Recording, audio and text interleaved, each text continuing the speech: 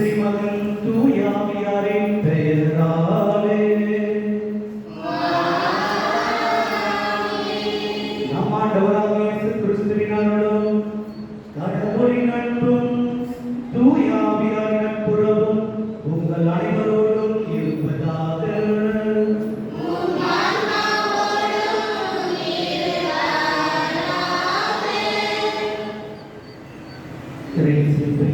சகோதர சகோதரிகளே,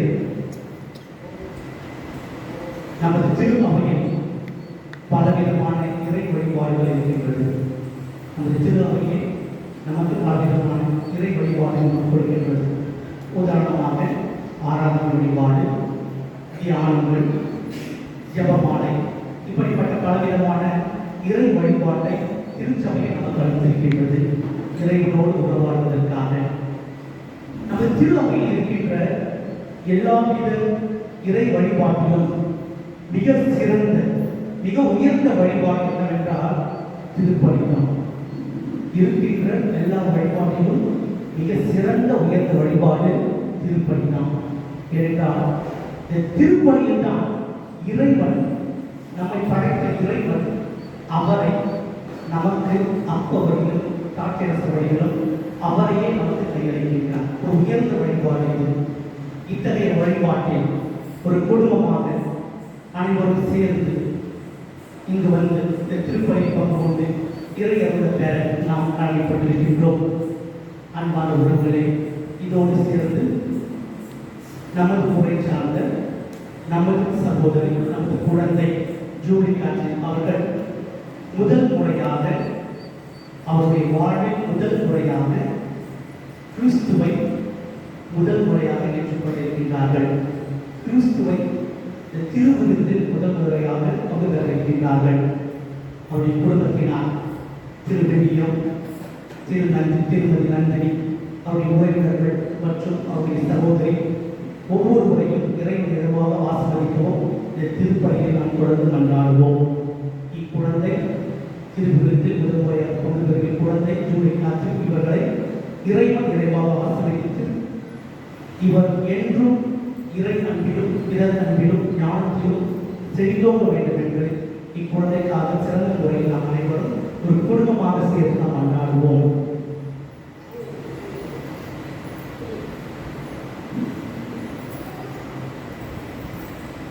சகோதர சகோதரிகளின் தூய மனைவிகளை கொண்டாட நடந்த பொருட்டு நம் பாவங்களை ஏற்றுக்கொள்வோம். எல்லாம் இறைவனிடமும்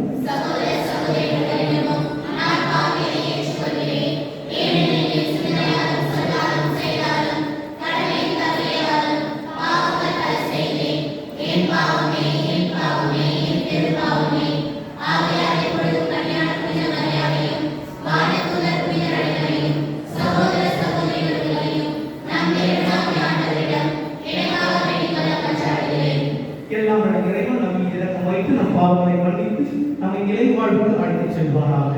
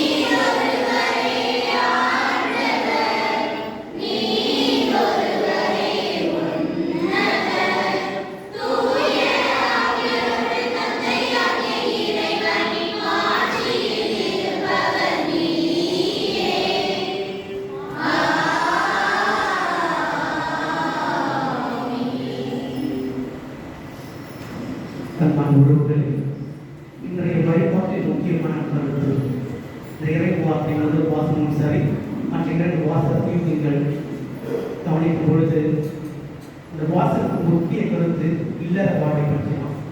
இல்லற வாழ்வு, ஒரு குடும்பத்தில் கணவன் மனைவி எப்படி வாழ வேண்டும், இந்த திருமண வாழ்வை பற்றி இன்றைய வாசகங்கள் நமக்கு எடுத்துரைக்கின்றது. ஆகவே நமது குடும்பங்கள், இந்த ஊரில் இருக்கிற ஒவ்வொரு குடும்பத்துக்காக ஜெபிப்போம், நமது உறவுகள் ஒவ்வொருவருக்காக ஜெபிப்போம். இல்லற வாழ்வில் ஈடுபட்டிருக்கின்ற கணவன் மனைவி இருவருக்கும் நல்ல ஒரு புரிதல், ஒரு அண்டர்ஸ்டாண்ட், நல்ல ஒரு புரிதல், நல்ல ஒரு ஆசீர்வாதம், எல்லாவற்றையும் எல்லா வரங்களையும் இறைவன் நிறைவாக அந்த குடும்பத்துக்கு புரிதல் வேண்டும் என்றும் இந்த திருப்பணியை நாம் தொடர்ந்து மன்றாடுவோம். மன்றாடுவோமாக. என்றென்றும் உள்ள எல்லா நல்ல இறைவா, எங்கள் தகுதிக்கும் நாங்கள் விரும்பி கேட்பதற்கும் மேலாகவே உமது மிகுதியான பரிவிரக்கத்தால் எங்களுக்கு நீர் அருள்கின்றீர். அதனால் எங்கள் மீது உமது இரக்கத்தை பொழிந்து மனச்சான்றுக்கு அச்சம் விளைவிப்பவற்றை மன்னித்து நாங்கள் கேட்க தயங்கும் மன்றாட்டை நீர் நிறைவேற்றுவீராக. உம்மோடு தூய ஆவியார் ஒன்றில் இறைவனாய் என்றென்றும் வாழ்ந்து ஆட்சி செய்கின்ற எங்கள் ஆண்டவர் திருமகனுமாகிய கிறிஸ்து வழியாக உம்மை மன்றாடுகின்றோம்.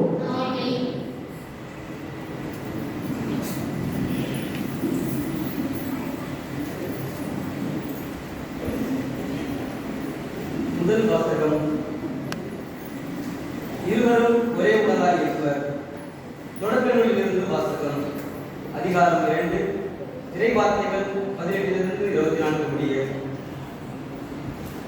அனைத்தையும் படைத்து முடித்த பின் ஆண்டவராகிய கடவுள், மனிதன் தனிமையாக இருப்பது நல்லதென்று அவனுக்கு தகுந்த துறையை உருவாக்குவேன் என்றார். ஆண்டவராகிய கடவுள் மண்ணிலிருந்து எல்லா காட்டு விலங்குகளையும் வானத்து பறவைகளையும் உருவாக்கி அவற்றிற்கு மனிதன் என்ன பெயரிடுவான் என்று பார்க்க அவற்றை அவனிடம் கொண்டு வந்தார். உயிருள்ள ஒவ்வொன்றுக்கும் அவன் என்ன பெயரிட்டானோ அதுவே அதன் பெயராயிற்று. கால்நடைகள், வானத்து பறவைகள், காட்டு விலங்குகள் ஆகிய எல்லாவற்றிற்கும் மனிதன் பெயரிட்டான். தனக்கு தகுந்த துணியையோ மனிதன் காணவில்லை. ஆகவே ஆண்டவராகிய கடவுள் மனிதனுக்கு ஆழ்ந்த உறக்கம் வர செய்து அவன் உறங்கும் பொழுது அவன் விலா எலும்பு ஒன்றை எடுத்துக்கொண்டு எடுத்த இடத்தை சதையாக அடைத்தார். ஆண்டவராகிய கடவுள் தாம் மனிதனிடமிருந்து எடுத்த விலா எலும்பை ஒரு பெண்ணாக உருவாக்கி மனிதனிடம் அழைத்து வந்தார். அப்பொழுது மனிதன், இதோ இவளே என் எலும்பின் எலும்பும் சதையும் சதையுமானவர், ஆணிடமிருந்து எடுக்கப்பட்டதால் இவர் பெண் என்று அழைக்கப்படுவார் என்றார்.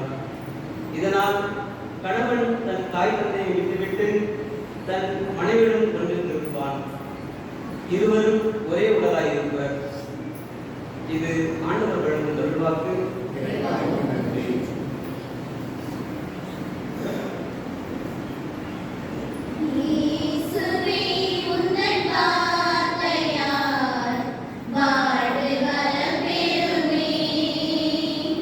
Yeah.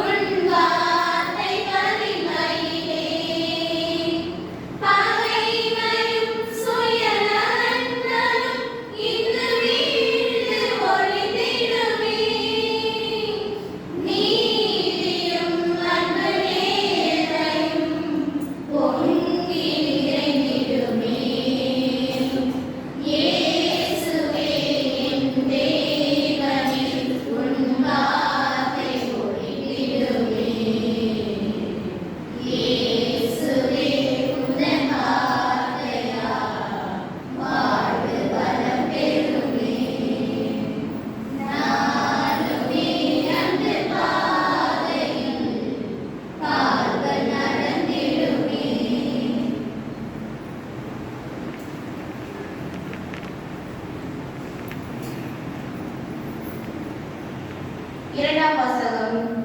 தூய்மையாக்குகிறவர் தூய்மையாக்கப்படுவோர் அனைவருக்கும் உயிர் முதல் ஒன்றே. எபிரேயருக்கு எழுதப்பட்ட திருமுகத்திலிருந்து வாசகம். அதிகாரம் 2 இறை வார்த்தைகள் 9 11 முடிய. சகோதர சகோதரிகளே, நாம் பார்ப்பது சிறிது காலம். வானதூதரை விட சற்று தாழ்த்தப்பட்டவராக இயேசுவையே. இவர் துன்புறச் செய்ததால் மாட்சியும் மாண்பும் இவருக்கு முடியாக சூட்டப்பட்டதை காண்கின்றோம். இவ்வாறு கடவுளின் அருளால் அனைவருடைய நலனுக்காகவும் இவர் சாக உட்பட வேண்டியிருந்தது.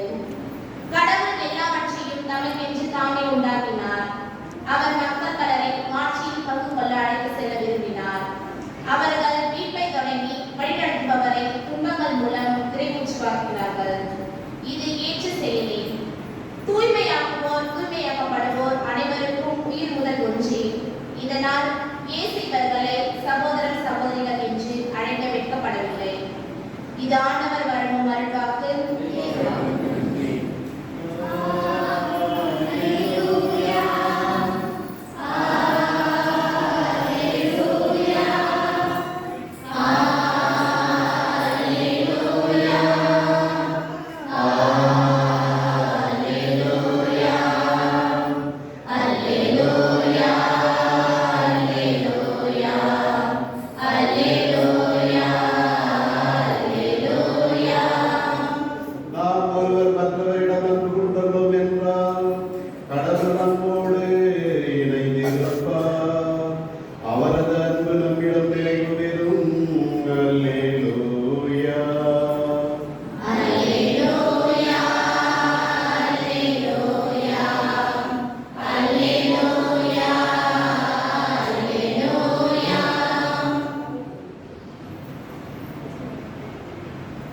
ஆண்டவர்களோடு இருப்பாராக.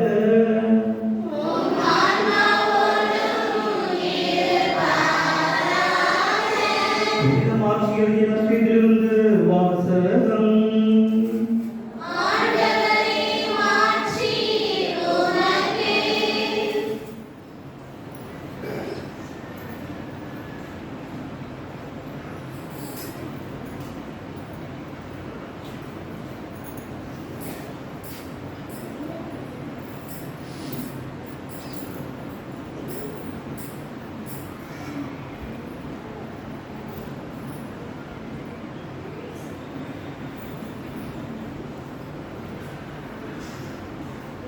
அக்காலத்தில் பரிசேயர் இயேசுவை அணுகி, கணவன் தன் மனைவியை விலக்கி விடுவது முறையா என்று கேட்டு அவரை சோதித்தனர்.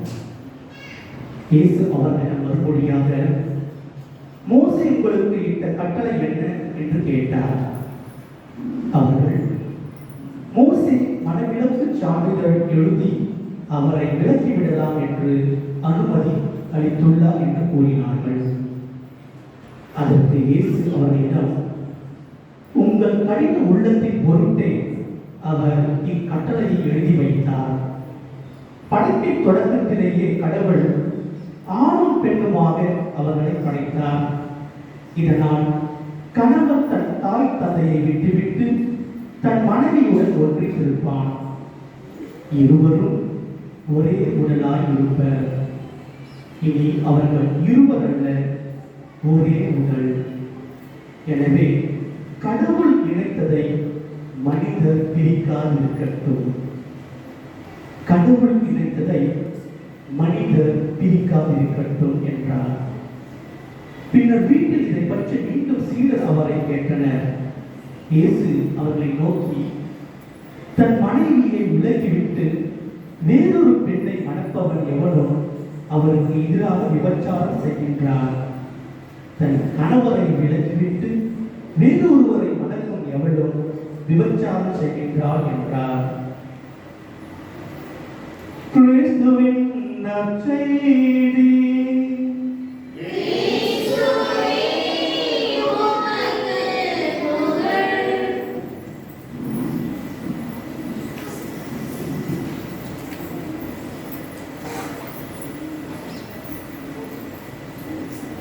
இயேசுவில் பிரியமான என் சகோதர சகோதரர்களே, என் அன்பான உறவுகளே, திரு அவை, திருச்சபை. திரு அவை என்றாலே அது குருக்களை மட்டுமல்ல, பொதுநிலையில் இறை மக்கள் குருக்கள் அனைத்தையும் சேர்ந்ததுதான் திரு அவை நாம் என்கின்றோம்.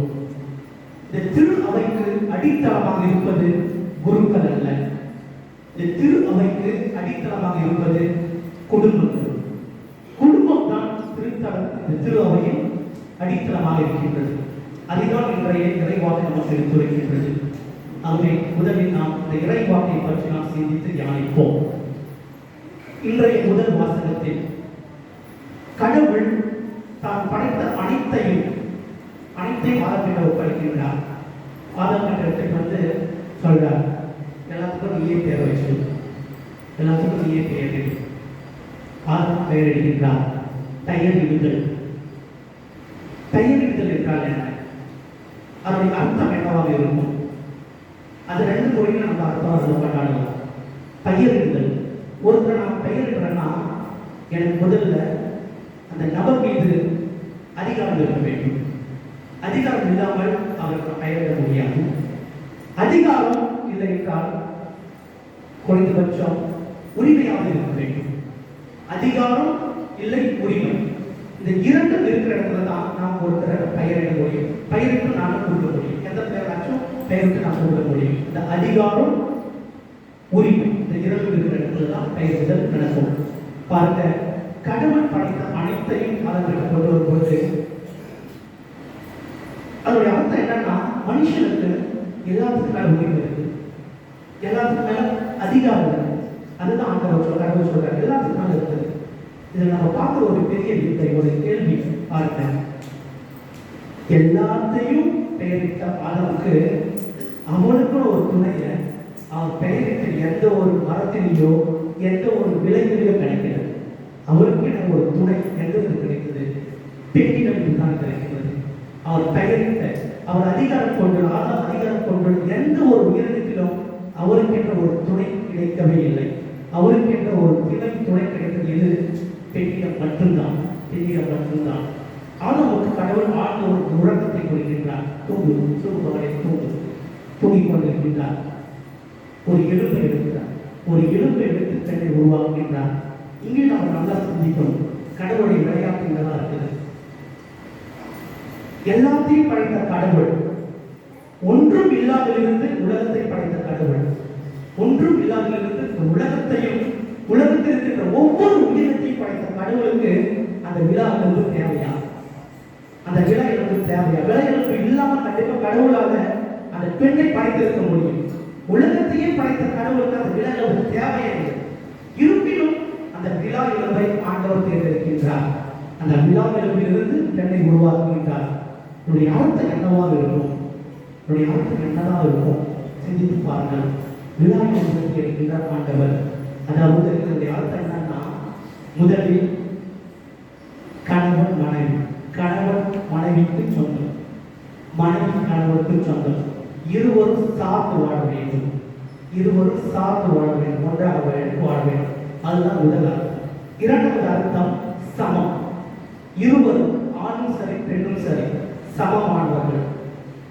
நீ ஆண், நீ பெரியவன் இல்லை, நான் பெண், படிக்கிறவன் சின்னவன் இல்லை.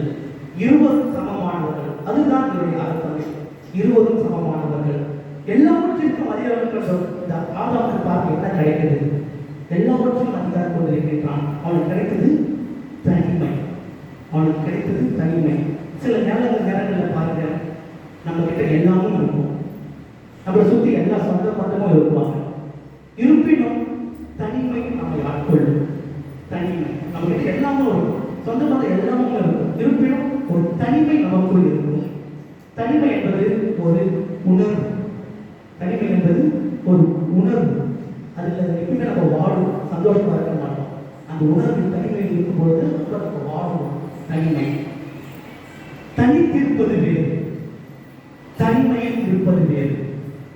தனித்திருப்பது தூரமா என்ன இருக்கும், அது தனிமை அல்ல. இப்போ ஊரை விட்டு நம்ம வேற இடத்துல வேற ஊருக்கு போனோம்னா அது தனித்திருப்பது என்று சொல்லலாம். பெற்றோரை விட்டு நம்ம தூரமா வேற ஒரு ஊருக்கு வேலைக்கு போறோம்னா அது தனித்திருப்பது. அந்த இடத்தில் தனிமையை ஒருவன் வாழலாம். குடும்பத்தோடு வாழ்ந்தாலும், குடும்பத்தோடு சொந்த பந்தத்தோடு வாழ்ந்தாலும் ஒரு தனிமையில் வாழ்வான். அது தனித்திருப்பது ரொம்ப கொடுமையானது. கடவுள் பாருங்க, எல்லாத்தையும் படைச்சார். அனைத்தும் நல்லது நல்லது நல்லது நல்லது என்று சொன்ன கடவுள் ஒன்று மட்டும் நல்லது அல்ல என்று நினைத்தார். அது என்ன? மனிதன் தனிமையில் இருப்பது நல்லது என்று. எல்லாத்தையும் படைச்சார், எல்லாமே நல்லது நல்லது நல்லதுன்னு சொன்னார். ஆனால் தனிமை மட்டும் நல்லது அல்ல என்று சொன்னார். தனிமை மட்டும் அது ரொம்ப கொடூரமானது, கொடூரமானது, ரொம்ப கொடூரமானது. சொந்த மனத்தில் எல்லாருக்கும் தெரியும், குடும்பத்தில் எல்லாமே இருக்கும், சொந்தத்தில் எல்லாமே இருப்பாங்க. ஒரு வகையான தனிமை, ஃபீல், உணர்வு நம்ம பெயின்ஃபுல்லாக இருக்கும். கடவுளுக்கு அன்னைக்கு தெரிஞ்சு படிக்கும் பொழுது இது ரொம்ப கொடூரமானது தனிமை. இந்த தனிமையை போக்க ஒரு அருமருந்து கடவுள் கொடுத்தது பெண். பெண் பெண் ரொம்ப அழகான ஒரு படைப்பு. முகத்தில் மட்டுமல்ல, அகத்தில் மட்டுமல்ல, உள்ளத்தில் சரி பெண் ஒரு அழகானவர், ரொம்ப அழகானவர். அந்த தனிமையை போக்கக்கூடிய ஒரு அருமருந்து பெண் தான். ஆகவே ஒரு முறை நமது தாய்மார்கள், நமது சகோதர சகோதரிகள், இங்க இருக்கின்ற ஒவ்வொரு பெண்மணிக்கும் நம்ம ஒரு கருவறை நம்ம எடுக்கிறாங்களா? பெண்மை இந்த சாதாரண விஷயம் இல்லை. அருமருந்து கடவுளுக்கே தெரியும், பெண்மை தான் ஒரு அருமருந்து. கடவுளுக்கே அன்றே தெரியும், அவருக்கு அன்றே தெரிந்திருக்கின்றது. கடவுள் பாருங்க, எங்கிருந்து அந்த விழா என்று எடுக்கிறார், விழா என்று எடுக்கிறார். விழா என்று எடுத்த இடத்தை பாருங்க. அந்த எடுத்த இடத்தை அப்படியே விட்டு, எடுத்த இடத்தை சதையோடு நிரப்புகின்றார். எலும்பு சதை. எலும்பு ரொம்ப கடினமானது. உண்மைதானீங்களா? இயல்பாகவே எலும்பு ரொம்ப கடினமா இருக்கும், மெதுமையா இருக்காது, கடிக்கணும், ரொம்ப கஷ்டமா இருக்கும். எலும்பு ரொம்ப கஷ்டமா இருக்கும். அந்த எலும்பு இடத்தை எடுத்த இடத்துல கடவுள் என்ன பண்ற பாருங்க, சதையை வைத்து நிரப்புகிறார். சதை, அதை எடுத்து பாருங்க. சதை மென்மையானது, அதாவது கடினமான இடத்தை மென்மையான ஒரு பொருளால் நிரப்புகின்றார். ஆண் கடினமானவன், பெண் மென்மையானவள். அதுதான் அவருடைய அர்த்தம். பெண் மென்மையானவள். அந்த கடினத்தை இந்த பெண்ணானவள் மேன்மையாக்க முடியும். அதுதான் கடவுள் நமக்கு கொடுக்கின்ற ஒரு அர்த்தம். அந்த விழாவிலிருந்து நமக்கு கடவுள் நமக்கு கொடுக்கின்றார். அன்பானவர்களே, கடவுள் பெண்ணை ஆணின் தலையிலிருந்து இருக்கவில்லை. அதாவது ஆண், அதாவது பெண். குடும்பத்தில் ஒவ்வொரு குடும்பத்திலும் பெண் ஆண்களை ஆட்டி படைக்கணும் அவசியமே இல்லை, ரொம்ப தப்பு. ஒரு பெண்ணானவள் குடும்பத்தில் ஆணை ஆட்டி படைப்பது இறைவனுடைய படைப்பிற்கு எதிர்மறையான பெரிய பாவம். கடவுள் தலையிலிருந்து பெண்ணை படைக்கணும். அவங்க அதே நேரத்தில் கடவுள் பெண்ணை ஆணினை காலிலிருந்து அவர் படைக்கவில்லை, காலிலிருந்து அவர் படைக்கல. அதாவது ஆண் ஒரு குடும்பத்தில் இருக்கின்ற பெண்களை ஆட்டி படைக்கணும் அவசியமே இல்லை. கடவுள் மேல்மறையாக எங்க இருக்கிறார்? விழா எலும்பு. எங்க? இதயத்தின் அருகில். இதயத்தின் அருகில் இருந்தால் விழா எலும்பு இருக்கின்றார். பல குடும்பங்களில் பல பிரச்சனைகள் காரணம் இதுதான். தலைக்கு காலுக்கு இருக்கிற பிரச்சனை தான், பெருசு சின்னது, நிறைய ஒரு மிஸ் அண்டர்ஸ்டாண்டிங் இருந்த காரணத்தால் தான் குடும்பத்தில் பலவிதமான பிரச்சனைகள் நமக்கு எழுந்திருக்கின்றது. சமாதானம் ஒரு குடும்பத்தில் வேணும், அனுசரித்து போதல் ஒரு குடும்பத்தில் வேணும். இந்த ஏற்றத்தாழ்வுகள் எதுவும் இல்லாமல், ஏற்றத்தாழ்வுகளால் சமாதானத்தோடு எந்த ஒரு இல்லமும் பயணிக்க வேண்டும். அதுதான் ஆண்டவருடைய ஆசிரமம், ஆண்டவர் வழங்குகின்ற அருள்வாக்கு தான். அன்பாண்டவர்கள், இதைதான் இன்றைய நற்செய்தி வாசகத்தை ஆண்டவர் இந்த மனைவிடம், அதாவது டிவோர்ஸ் பற்றி சொல்றார். அதுதான் நம்ம பாவம் என்று ஆண்டவர் சொல்லியிருக்கிறார். இது இந்த இறைவாசை பற்றி நாம் சிந்தித்தோம். இப்ப இந்த கோவிலில் நம்ம ஊரில் ஒரு முக்கியமான ஒரு பகுதி, இந்த திருவழிபாடு நடப்பது முதல் திருவிருந்து. இந்த முதல் திருவிருந்தை பற்றி நாம் சிந்தித்து பார்ப்போம். முதல் திருவிருந்து முதல்ல எங்கேயோ வளர்ந்த ஒரு பிள்ளை ஜூலி காட்ரேன், அவங்க பெற்றோருக்கு ஒரு பெரிய ஒரு கருணையை நம்ம எடுத்தோம். காரணம் நான் பொண்ணுக்கு முதல் திருவிருந்து பெங்களூர் தான் வாழ்வோம். நான் பெங்களூரில் கொடுக்கணும் அவசியம் இல்லை, நான் பிறந்தவங்க தான் கொடுக்கணும் அவங்க ஆசைப்பட்டாங்க. இது முக்கியமான நம்ம சிந்தித்து பார்க்க ஒரு பெரிய ஒரு நன்றியை சொல்லணும். ஸோ அந்த ஊர் இந்த மண்வாசத்தோடு நம்ம ஊருக்கு வந்து நம்ம கோயிலில் தான் நடக்கணும்னு ஆசைப்பட்டாங்க. ரொம்ப மகிழ்ச்சியான ஒரு செய்தி இங்கே அவங்களுக்கு நம்ம கற்றுக்கலாம். அன்பானவர்களே, ஒரு கேள்வி, இந்த திருவிருந்தை பற்றி நாம் ஒரு கேள்வி நான் எழுப்புகின்றேன். ஜூலியை தவிர இந்த சின்னவங்களை தவிர மற்றவங்க தெரியுங்கிற ஒரு கேள்வி, முக்கியமாக நன்மை வாங்குவங்கிட்ட இங்க இருக்கிறவங்க எத்தனை பேருக்கு தான் முதல் விருது, இந்த திரு விருது முதலில் பெற்ற அந்த நாள் எத்தனை பேருக்கு ஞாபகம் இருக்கு? எத்தனை பேருக்கு? நான் கேள்வி கேட்டுருவா, நீ செக் பண்ணுவேன் ரெக்கார்டில் அப்படி பார்க்க போவேன். ஓகே, எத்தனை பேருக்கு எண்ணி பார்க்கலாம்? 7-8 பேர் தான். நிறைய பேருக்கு ஞாபகம் இருக்காது, நிறைய பேருக்கு ஞாபகம் இருக்காது, நிறைய பேருக்கு ஞாபகம் இருக்காது. கல்யாணம் கேட்டாலும் கண்டிப்பாக நிறைய பேர் கை தூக்க மாட்டீங்க. அதையா சாமி கேட்குறீங்க, கல்யாணம் அந்த கொடுங்க, அது நான் கேட்க மாட்டேன். இப்போ ஜூலி, உங்களுக்கு ஒரு கேள்வி. இங்கே என்ன நடக்குது உங்களுக்கு? எதுக்கு நம்ம சொந்த மத உறவுகள், நமது ஊர் மக்கள் எல்லாரும் இன்னைக்கு ஒரு சுத்தி இருக்கிறோம்? காரணம் என்ன? காரணம் என்ன? போயிட்டாங்க. என்ன நடக்குது? உலக தீர்வு எனக்கு உட்கார்ந்து நற்கருணை முதல் முறையாக நீங்கள் நற்கருணை பெற போறீங்க. அதான் இல்லைங்களா? அதுக்காக தான் நம்ம உறவுகள் ஊர் மக்கள் எல்லாரும் வந்திருக்கின்றோம். ஓகே, இதுக்காக இப்படிப்பட்ட ஒரு திருவிழாவோட ஒரு அமைப்பு உங்களுக்கு தாய் தந்தை உறவுகள் அமைக்கிறாங்கன்னா நான் வச்சுட்டேன். இந்த நாளை ஆண்டவரை அப்ப வடிவிலும் ரச வடிவிலும் முதல் முறையாக பெற்றுக்கொண்ட நாளை நீங்க ஒரு நாள் வளரக்கூடாது. அதுக்காகத்தான் இந்த நாள் ஒரு திருவிழாவோட உங்களுடைய பெற்றோர்களுக்கு அமைச்சிட்டார்கள். அவர்கள் ஒரு நாளும் இந்த நாளை வாழ்ந்தார்கள்.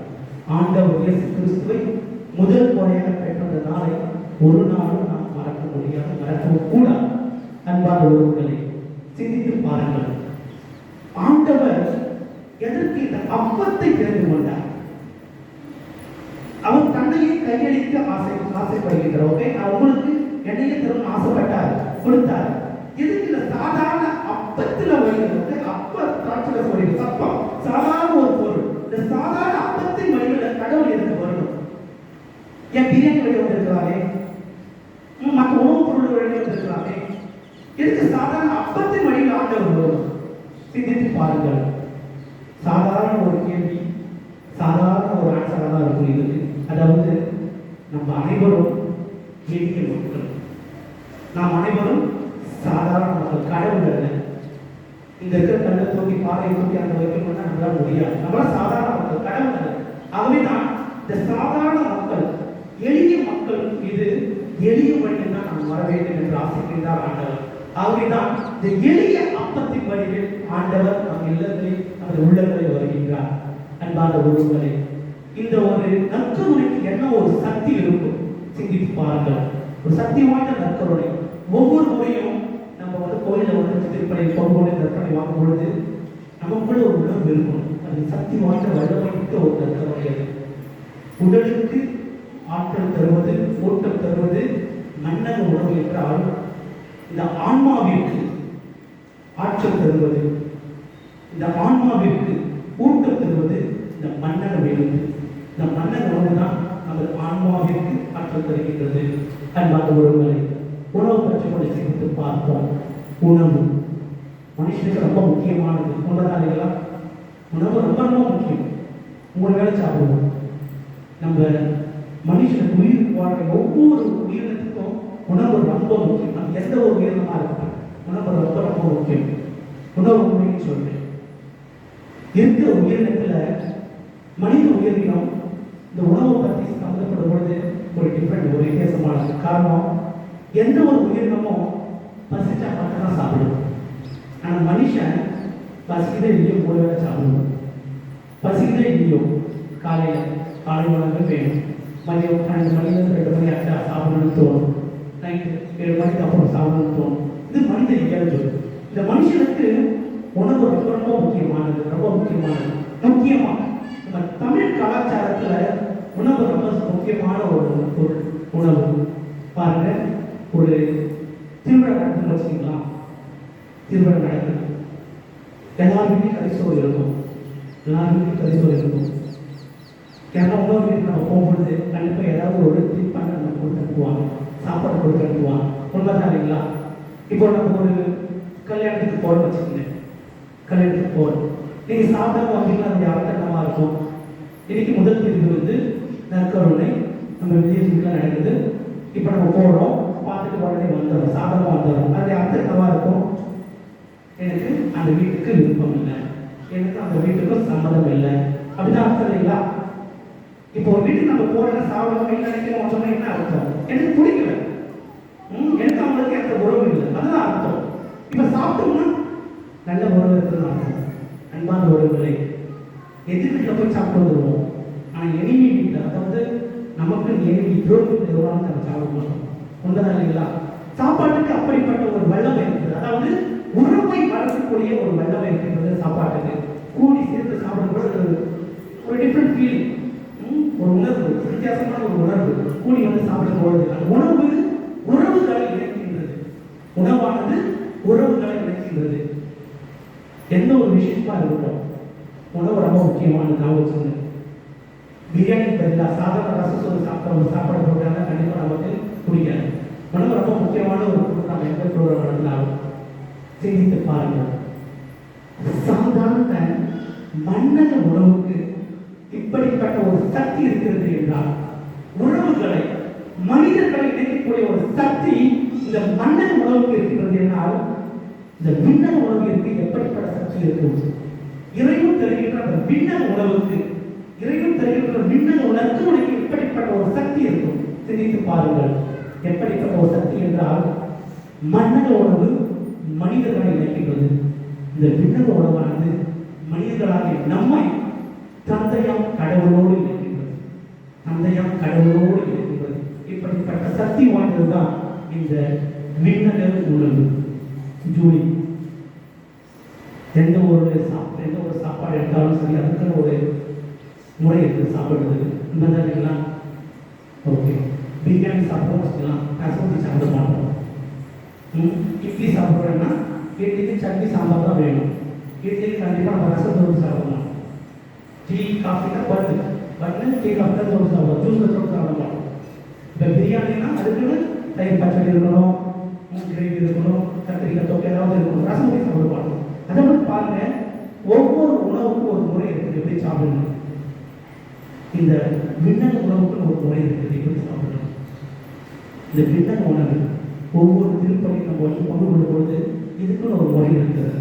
எப்படி சாப்பிடணும், எப்படி இதுக்குன்னு ஒரு தயாரிப்பு இருக்கு. தகுந்த தயாரிப்பு, மன அளவில் தகுந்த ஒரு தயாரிப்பு இருக்கும்போதுதான் இதற்கென இருக்கின்ற ஒரு வல்லமை, சக்தி நம்மில் இருக்கும் என்றோமே.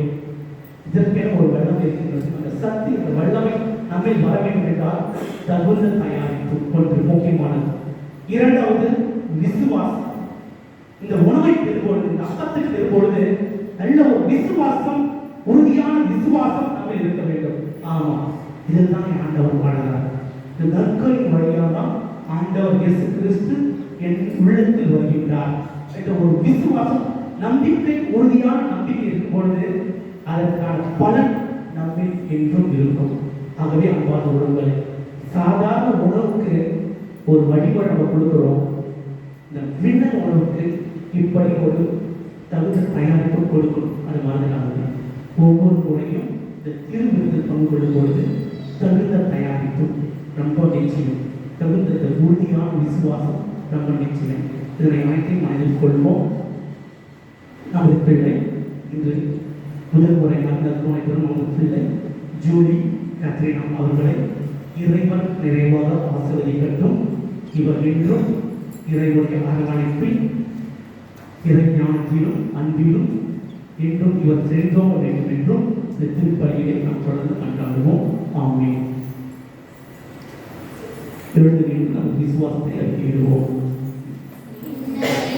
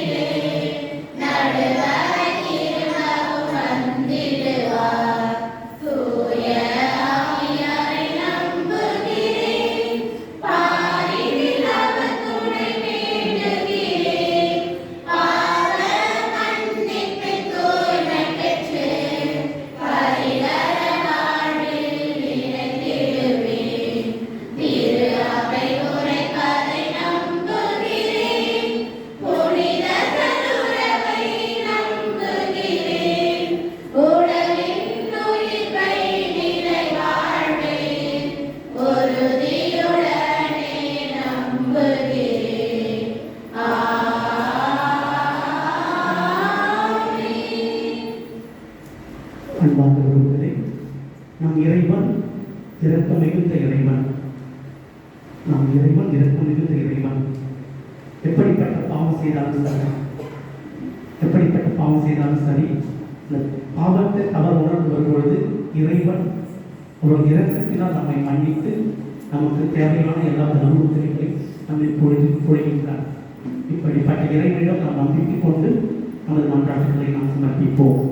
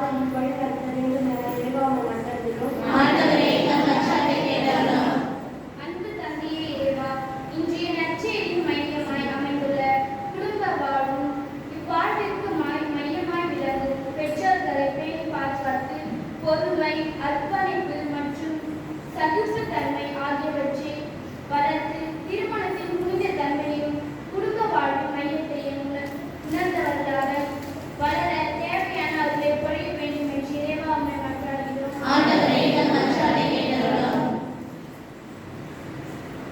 படைப்பின் கருப்பொருளில் எம் இறைவா, நீ மனிதர்கள் வாழ அவர்களுக்கு தேவையான அனைத்தையும் படைத்து அவற்றை அனுபவிக்க ஆணையும் பெண்ணையும் படைத்தீர்.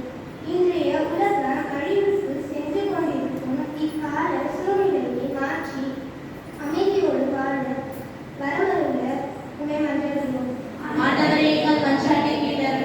எங்கள் அன்பு தந்தையே இறைவா, உலகில் நடைபெறும் பயங்கரவாதம், இனவாதம், பருவநிலை மாற்றங்கள், அதனால் ஏற்படும் இயற்கை அழிவுகள், இயற்கைக்கு எதிராக மனிதன் ஏற்படுத்தும் தவறுகள், இவை அனைத்தும் உமது இறை இரக்கத்தினால் மாற்றம் பெற்று படைப்பின் மேன்மையை மனிதன் உணர்ந்து மனித வாழ்வு மேம்பட உமது அருளை நிறைவாக பொழிய வேண்டும் என்று இறைவா உம்மை மன்றாடுகிறோம். அந்த தனிப்பட்ட கருத்துக்களுக்காக சிறிது நேரம் மௌனமாக நாம் மன்றாடுவோம்.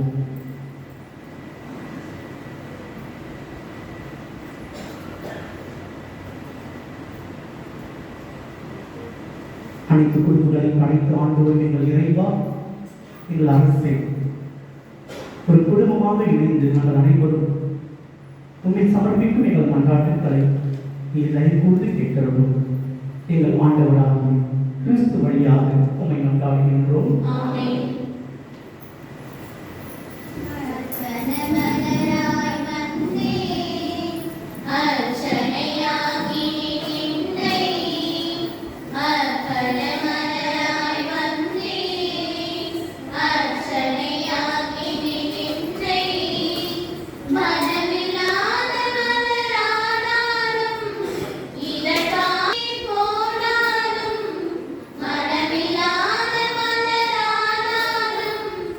இதழ்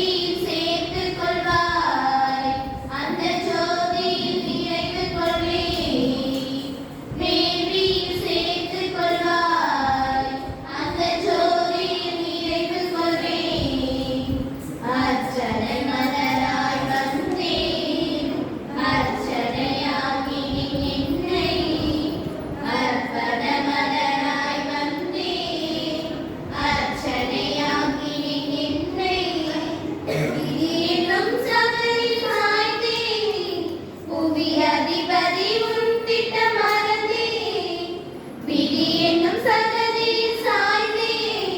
புவி அதிபதி உன் திட்டம் மறந்தேன், மதியில்லாதவன் நானாலும், விதி இழந்தே நான் போனாலும். மதியில்லாதவன் நானாலும், விதி இழந்தே நான் போனாலும்.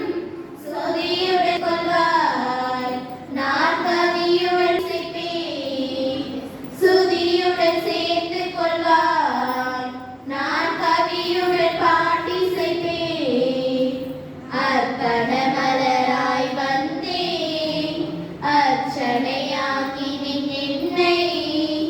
அர்ப்பண மலராய் வந்தேன், அர்ச்சனையாக்கினேன் என்னை. மனமில்லாத மலராலும் இதழ் வாடியே போனாலும், மனமில்லாத மலரானாலும் இதழ் வாடியே போனாலும். தேவியில் சேர்த்து கொள்வாய் அந்த ஜோதியில் நிறைந்து கொள்வேன். தேவியில் சேர்த்து கொள்வாய் அந்த ஜோதியில் நிறைந்து கொள்வேன். அர்ப்பண மலராய் வந்தேன், அர்ச்சனையாக்கினை. அர்ப்பண மலராய் வந்தேன், அர்ச்சனையாக்கினேன் என்னை. சகோதர சகோதரிகளே, என்னுடையதும் உங்களுடையதுமான இப்படி எல்லாம் வல்ல தந்தையாக இறைவனுக்கு ஏற்றதாக படி மன்றாடுங்கள். ஆண்டவர் தமது பெயரின் புகழ்ச்சிக்காகவும் மாட்சிக்காகவும் நமது நன்மைக்காகவும் உம்முடைய திருநாளின் நலனுக்காகவும் உமது கையிலிருந்து வழியை ஏற்றுக்கொள்வாராக.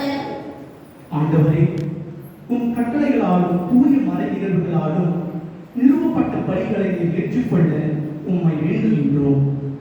உமக்கு ஏற்ற ஊழியம் புரிந்து நாங்கள் கொண்டாடும் பணியால் தூய்மையாக்கப்பட்டு உமது மீட்பின் நிறைவு பெற தகுதி பெறுவோமாக. எங்கள் ஆண்டவராகிய கிறிஸ்து வழியாக உம்மை மன்றாடுகின்றோம். ஆமென். ஆண்டவர் உங்களோடு இருப்பாராக. உம் ஆன்மாவோடும் இருப்பாராக. இதயங்களை மேலே எழுப்புங்கள். ஆண்டவரிடம் எழுப்பியுள்ளோம். நம் இறைவனாகிய ஆண்டவருக்கு நன்றி கூறுவோம். அதே தகுதியும் நீதியுமானதே. ஆண்டவரே, தூயவரான தந்தையே, என்றுமுள்ள எல்லாம் அல்ல இறைவா, எங்கள் ஆண்டவராகிய கிறிஸ்து வழியாக எந்நாளும் எவ்விடத்திலும் நாங்கள் உமக்கு நன்றி செலுத்துவது மெய்யாகவே தகுதியும் நீதியுமாகும், எங்கள் கடமையும் மீட்புக்குரிய செயலுமாகும். கிறிஸ்து தம் தூதருடன் இறுதி இரவு விருந்து அருந்துகையில் சிலுவையில் மீட்பு அளிக்கும் நினைவு இக்காலத்திற்கும் நிலைத்திருக்க செய்தார். நிறைவு புகழ்ச்சியில் ஏற்புடைய கொடையாகவும் மாசற்ற செம்மறியாகவும் தம்மையே உமக்கு ஒப்புக் கொடுத்தார். இவ்வாறு வணக்கத்துக்கு உரிய இந்த மறைப்பொருளை நீ உன் நம்பிக்கையாளருக்கு உணவாக தந்து அவர்களை புனிதப்படுத்துகின்றீர்.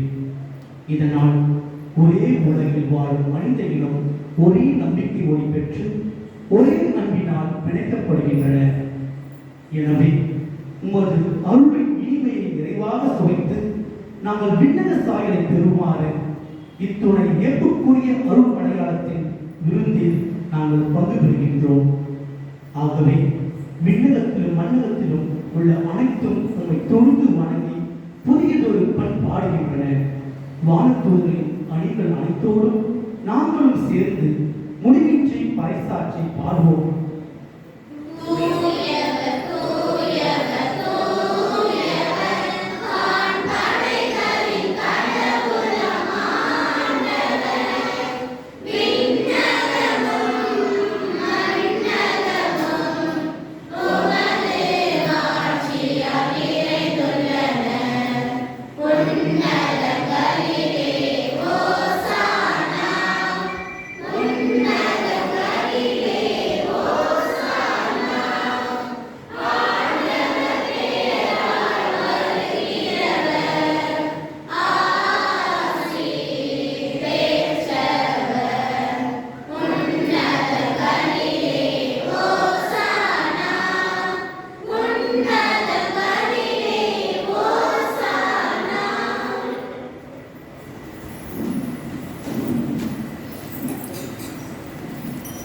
ஆண்டவரே, நீர் மெய்யாகவே கூறியவர், பூமி அனைத்திற்கும் ஊற்று. அதனுடைய ஆவியை பொழிந்து இக்காணிக்கைகளை தூய்மைப்படுத்த உன்னை வேண்டுகின்றோம். இவ்வாறு எங்கள் ஆண்டவர் இயேசு கிறிஸ்துவின் உடலும் இரத்தமுமாக எங்களுக்கு இவை ஆர்வலமாக. அவர் பாடுபட உலகந்து தம்மை கையெழுத்த போது அப்பத்தை எடுத்து நன்றி செலுத்தி அதை பிட்டு தம் சிறர்களுக்கு அளித்து அவர் கூறியதாவது: அனைவரும் இதிலிருந்து பெற்று உண்ணுங்கள், ஏனெனில் இது உங்களுக்காக கையளிக்கப்படும் என் உடல்.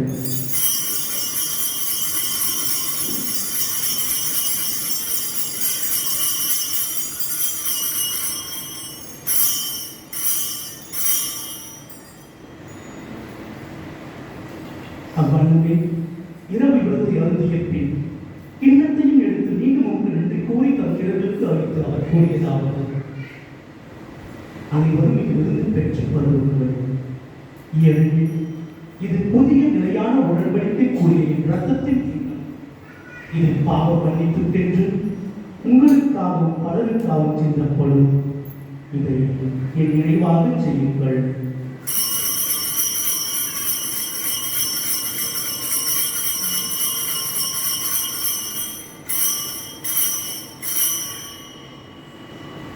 நம்பிக்கையின் மறை பொருள்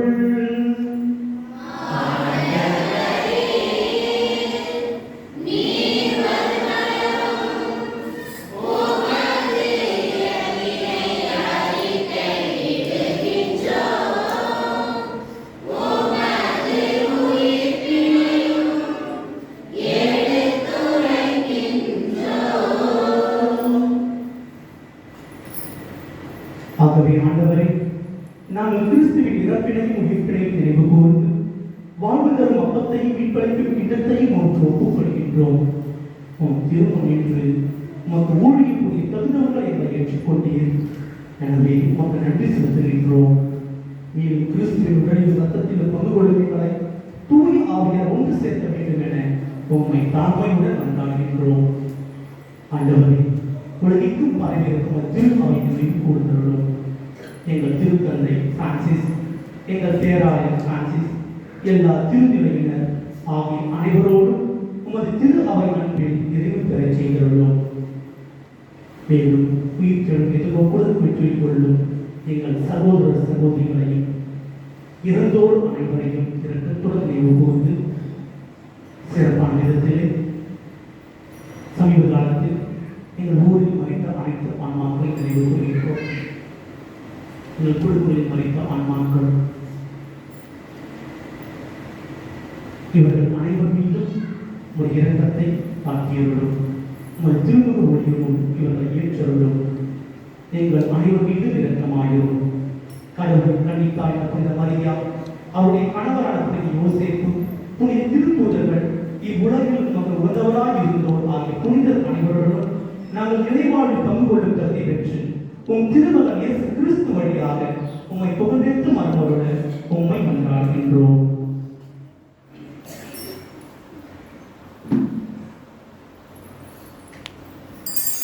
இவர் வழியாக இவரோடு எல்லாம்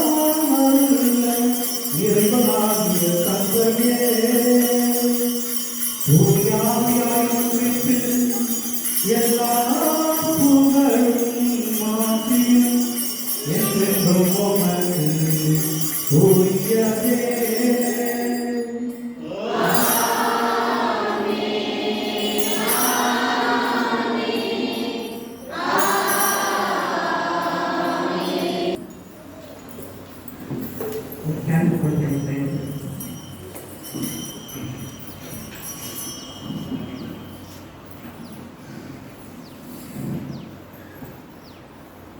மீட்பரின் கட்டளையால் கற்பிக்கப்பட்டு இறை படிப்படியால் பயிற்சி பெற்ற நாம் துணிந்து சொல்வோம். எங்களை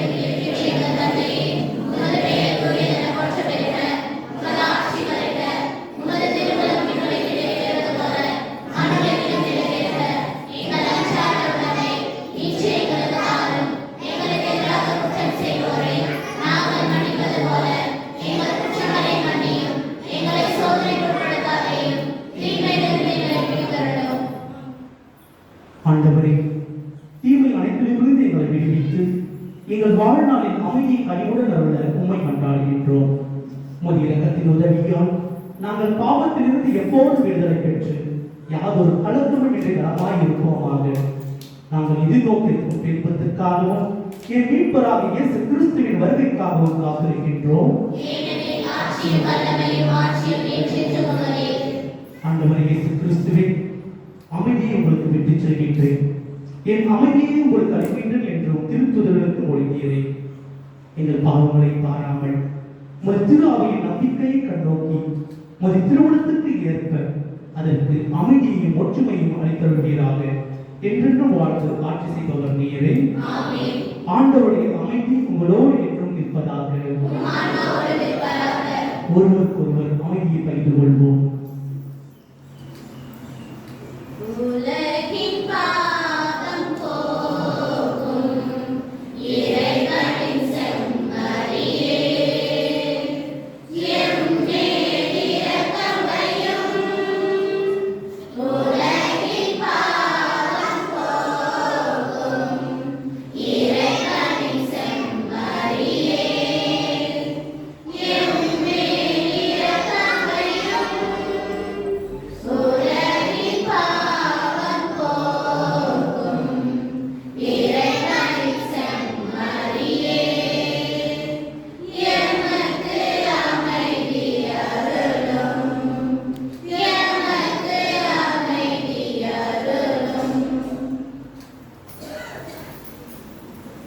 இதோ இறைவனை நம்பன், இவரே உலகின் பாவங்களை போக்க வந்த நம் தெய்வம். நமது ஆன்மாவிற்கு அருமருந்தாக இருக்கும் தெய்வம் இவரே. செச்சம்மனை விருதுக்கு அழைக்கப்பட்ட நாம் அனைவரும் பேர் பெற்றோம்.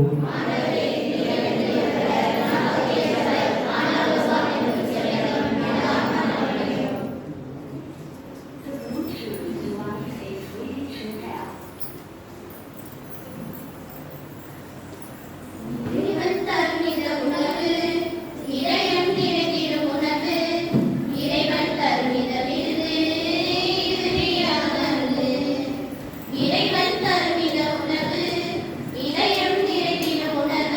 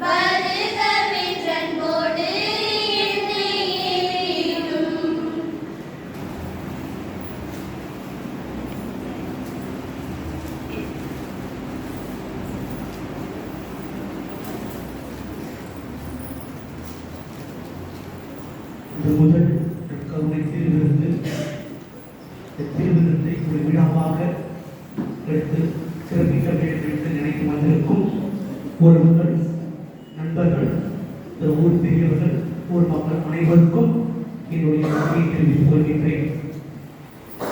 திரு தாமஸ், திருமதி அமோகனமேரி இவருடைய குடும்பத்தினருக்கு உறுதுணையாக இருந்து, இந்த பிள்ளைக்கும் உறுதுணையாக இருந்து இவர்களுக்காக ஜெபிக்க வந்திருக்கும் உங்கள் ஒவ்வொருவருக்கும் மனமான நன்றியை நான் தெரிவித்துக் கொள்கின்றேன். இருப்போம்.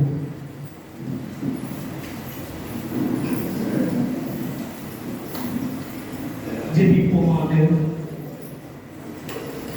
எல்லாம் வல்ல இறைவா, நாங்கள் பெற்றுக்கொண்ட கிறிஸ்துவின் அருள் அடையாளத்தால் புத்துணர்வும் ஊக்கமும் பெறுகின்றோம். இவ்வாறு நாங்கள் அவராகவே மாறிட எங்களுக்கு அருள்வீராக. எங்கள் ஆண்டவராகிய கிறிஸ்து வழியாக உம்மை மன்றாடுகின்றோம். ஆண்டவர் உங்களோடு இருப்பாராக. எல்லாம் வல்ல இறைவன், தந்தை, மகன், தூய ஆவியானவர் உங்கள் அனைவரையும் நிறைவாக ஆசீர்வதிப்பாராக. சென்று வாழுங்கள். திருப்பலி நிறைவேற்று.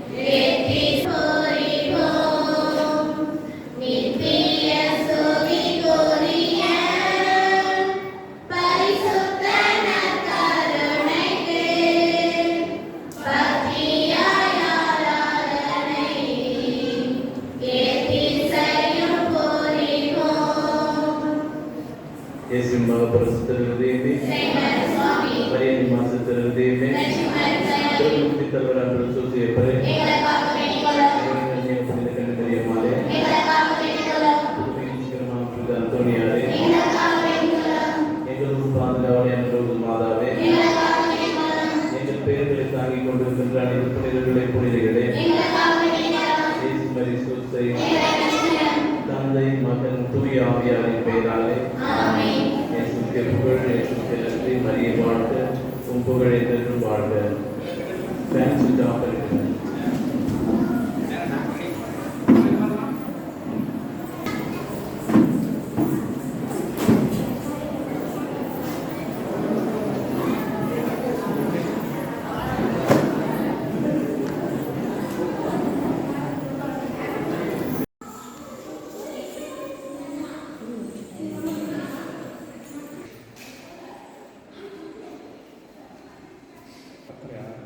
சாப்பாடு ரெடியா? ரெடி ஆயிடுச்சா சாப்பாடு?